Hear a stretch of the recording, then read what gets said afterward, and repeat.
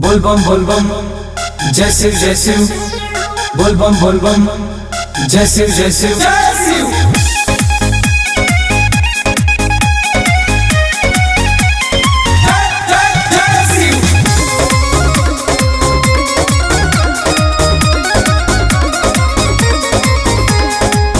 गंगा जी के जलवा लेके पूजे राबुर पौआ हो जो दौआ आइल बा।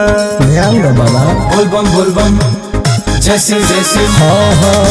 गंगा जी के जलवा लेके पूजे राबुर पौआ हो जो दौआ आइल बा।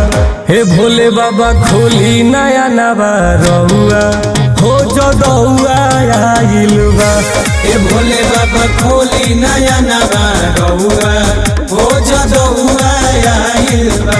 ध्यान दो बाबा। कालिका स्टूडियो आरा। बोलबम जय शिव।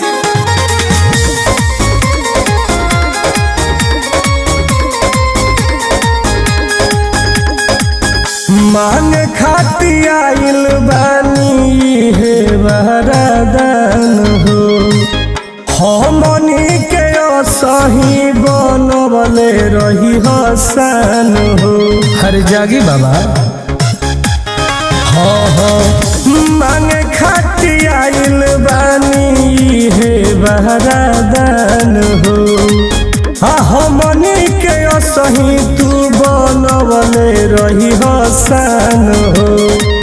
करतानी होला हमारा संगे पूरा गौआ हो जो दौआ आइल बा।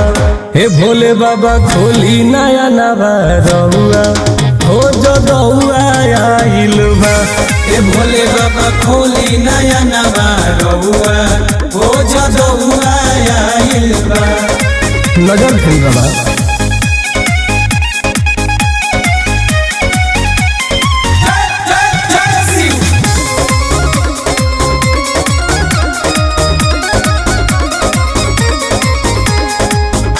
हमारा परही जदि तोहरो आशीर्वाद हो तभी टूटुन टुन के रही जीवन हरदम आबाद हो।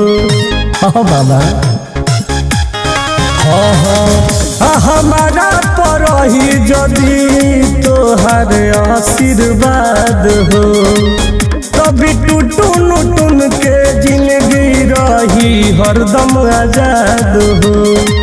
धक्का धड़कन संगे दर्शन करे बेटा मधुआ हो जो दौआ आइल बा।